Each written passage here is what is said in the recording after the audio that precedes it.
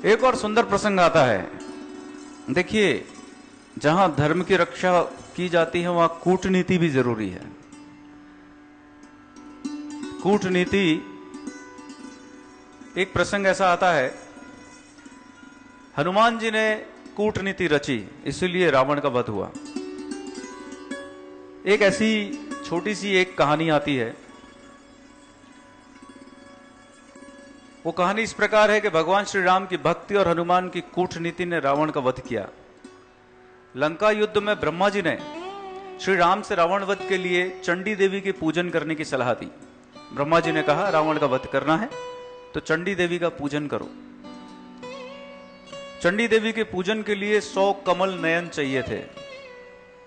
नील कमल की व्यवस्था एक दुर्लभ होते हैं, वो 108 नील कमल की व्यवस्था करनी थी। वो उन्होंने दुर्लभ 108 नील कमल की व्यवस्था की।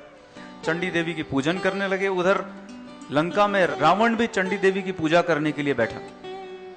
वो भी जीतना चाहता था, मां को प्रसन्न करना चाहता था। रावण ने मायावी चाल चली और एक नील कमल वहां से गायब कर दिया। अब 108 नील कमल वहां चढ़ाने थे और 107 रह गए।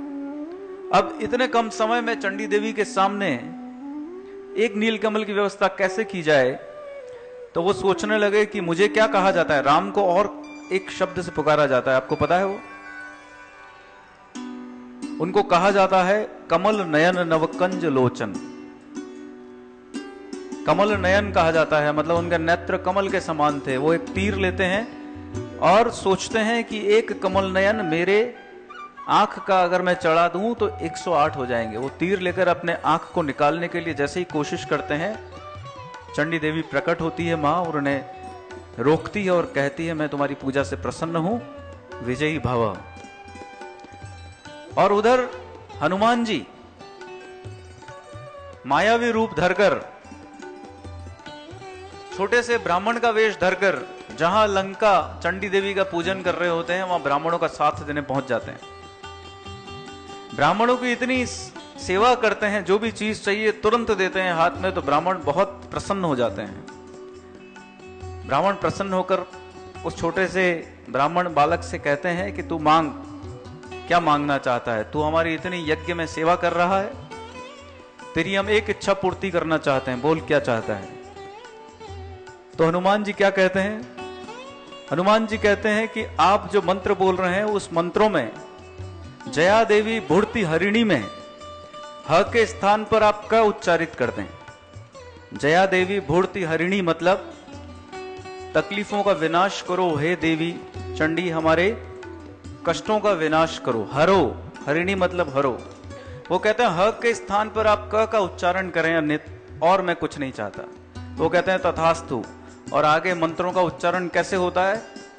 जया देवी भूर्ति करिणी, इसका मतलब होता है भूर्ति हरिणी अर्थात प्राणियों की पीड़ा हरने वाला, और करिणी का अर्थ हो गया प्राणियों को पीड़ित करने वाला।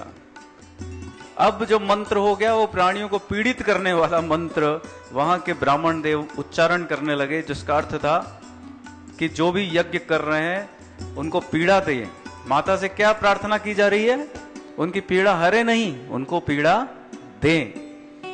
और केवल इस मंत्र के उच्चारण के ह के स्थान पर क करने से जो अर्थ होना था वो अनर्थ हो गया, और रावण जो चाहता था वो न हुआ, उसका विध्वंस इसी वजह से हुआ।